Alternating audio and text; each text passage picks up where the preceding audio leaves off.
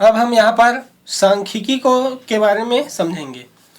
सांख्यिकी का मतलब होता है आंकड़ों को इस तरीके से प्रदर्शित करना कि देखने वाले को आसानी से उसका समझ आ जाए। तो सबसे पहले आंकड़ों को हम समझते हैं। कई बार ऐसे होते हैं कि हमको कई संख्याएं प्राप्त होता है और उसको प्रदर्शित करना होता है, दिखाना होता है। तो आसानी से दिखाने के लिए हम सांख्यिकी का उपयोग करते हैं। सबसे पहले एक सवाल लेते हैं। मान लीजिए एक कक्षा है, उस कक्षा का हमको पुताई करना है। ये स्कूल का कक्षा है, इसका हमको पुताई करना है। अब छात्रों से पूछा जाता है कि तुम लोगों को कौन सा रंग पसंद आता है या कौन सा रंग है जिसमें पोता जाए। तो सभी जो छात्र हैं अलग अलग रंगों को पसंद करते हैं। जैसे कि मान लीजिए 50 है संख्या छात्रों का। अब रंग का चॉइस दिया गया है 4 रंग, एक हरा, 2 पीला, 3 नीला और चौथा है गुलाबी। अब हम इसको एक प्रकार से ऐसे लिख सकते हैं जिसमें 1 2 3 4 करके 50 छात्रों का नाम लिख सकते हैं और पीछे में उसका जो भी कलर चॉइस किया है उसको लिख सकते हैं। जैसे यहाँ पर पहला, दूसरा, तीसरा राम है, मोहन है,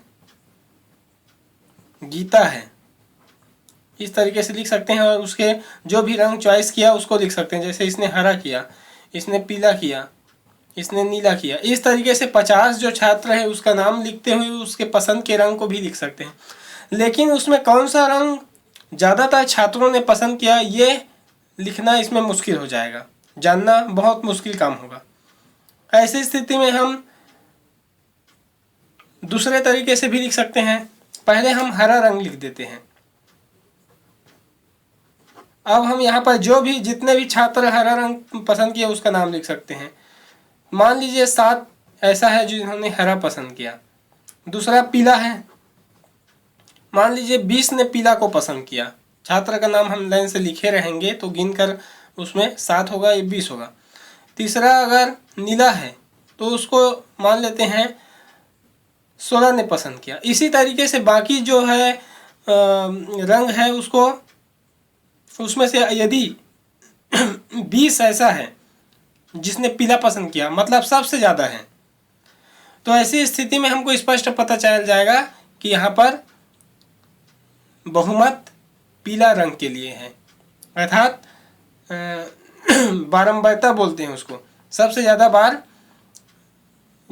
छात्रों की संख्या पीला के लिए राजी हुए हैं, तो पीला वहाँ पर चॉइस होगा। तो इस तरीके से हम एक अच्छे ढंग से उसको आंकड़ों द्वारा प्रदर्शित करेंगे तो वही सांख्यिकी का नियम कहलाता है। अब जब हम नाम इस तरीके से लिखते हैं तो उसके बजाय हम संख्या के रूप में भी लिख सकते हैं। जैसे कि इस तरीके से लकीर खींच लेते हैं। हम हाथ उठाने के लिए बोल सकते हैं जिसने भी पीला रंग को पसंद किया, और इस तरीके से हम लकीर खींच सकते हैं। ऐसा इसको हम टैली विधि कहते हैं। लेकिन इसको फिर हमको वैसे गिनना पड़ेगा तो ये काम थोड़ा सा और कठिन लगेगा। तो इस जैसे कि 1 2 3 4 5 6 7 8 9 10 11 12 13 14 15 16 17 18 19 20, ये 20 होता है। लेकिन ऐसा हम नहीं लिखते हैं इसको। हालांकि ऐसे लाइन का उपयोग किया जाता है लेकिन इसको लिखने का तरीका ये है।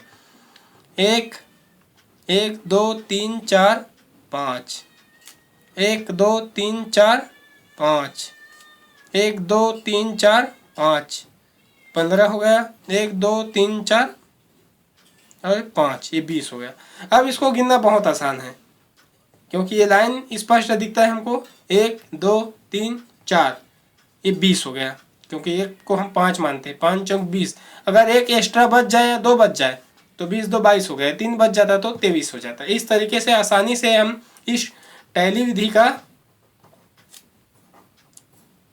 का उपयोग करके हम आसानी से बहुमत जो है, बारंबारता जो है उसको दिखा सकते हैं।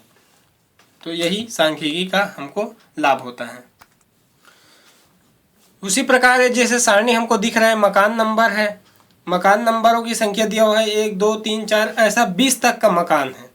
और उस मकान में जितने बच्चे हैं, जैसे 1 नंबर के मकान में 2 बच्चे हैं, 2 नंबर के में 3 बच्चे हैं, वैसे पूरे बच्चों की संख्या को बताया गया है। अब इसमें हमको ये पूछा जाता है, बारंबारता सारणी तैयार करने के लिए कहता है, अर्थात ऐसे सारणी बनाना है जिसमें एक बच्चा कितने घरों में है, 2 बच्चा कितने घरों में है। तो इस तरीके की सारणी बता के हम आसानी से बता सकते हैं कि एक बच्चा वाला जो मकान है ज़्यादा है कि कम है, 2 बच्चे वाले एक मकान की स्थिति कैसा है। तो ऐसा हम सारणी बना सकते हैं। देखिए यहाँ पर बच्चों की संख्या टैली चिन्ह दिया हुआ है और बारंबारता अर्थात संख्या हम लिखेंगे। जैसे 0 बच्चे कितने घरों में हैं, कितने मकान में है, तो 2 है, क्योंकि एक यहाँ पर है और दूसरा यहाँ पर। तो यहाँ पर 2 लिखे हमने और यहाँ 2 लिख दिए। अब एक बच्चे वाला मकान 1 2 3 4 4 है। 2 बच्चे वाला मकान 1 2 3 4 और ये लिखी है 5 6 और ये 7, तो 7 लिखे। 3 बच्चे वाला मकान 1 2 3 4, तो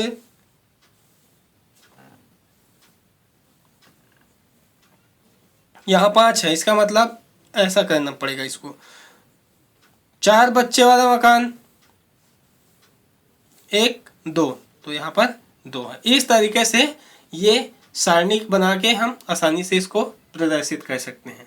यहाँ पर हम दंड आरेख के बारे में समझेंगे। दंड आरेख इस प्रकार की आकृति को कहते हैं। देखिए यहाँ पर एक स्कूल में लड़के और लड़कियाँ जो है प्रतिशत के रूप में अपने परीक्षा फल प्राप्त किए हैं। जैसे यहाँ प्रतिशत है 0 20 40 60 80 100, क्योंकि 100 तक होता है प्रतिशत में। तो ये जो है जितने लंबाई है वो ऊपर प्रतिशत उसका ज़्यादा है। जैसे ये है तो इसका प्रतिशत सबसे ज़्यादा है, समझिए। तो यहाँ पर अलग अलग पहले श्रेणी में बांटा है। उत्तीर्ण केवल पास हुए हैं।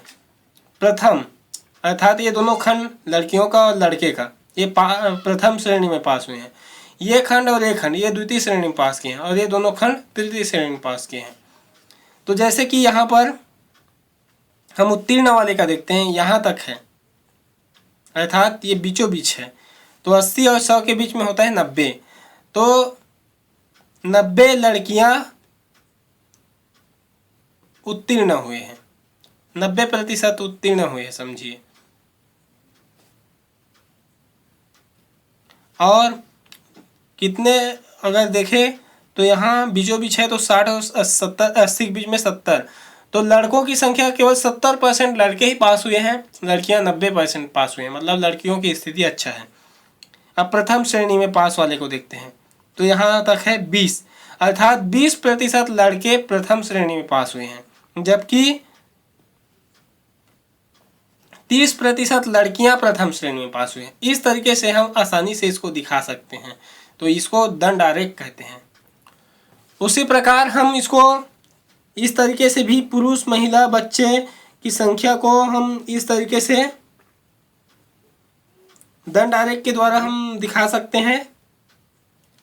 साथ में हम इसको इस तरीके से ऊर्ध्वाधर दंड आरेख के रूप में भी दिखा सकते हैं। ये सीधा ऊपर की ओर है और ये ऊर्ध्वाधर है, बच्चे महिला पुरुष सेम वही इसमें जो दंड आरेख है सेम है, और ये अलग अलग तरीका है दिखाने का। तो कई तरीके से हम इसको प्रदर्शित कर सकते हैं। इसका गोलाकार आकृति के रूप में भी ये सब बनता है। तो दंड आरेख कई प्रकार के होते हैं।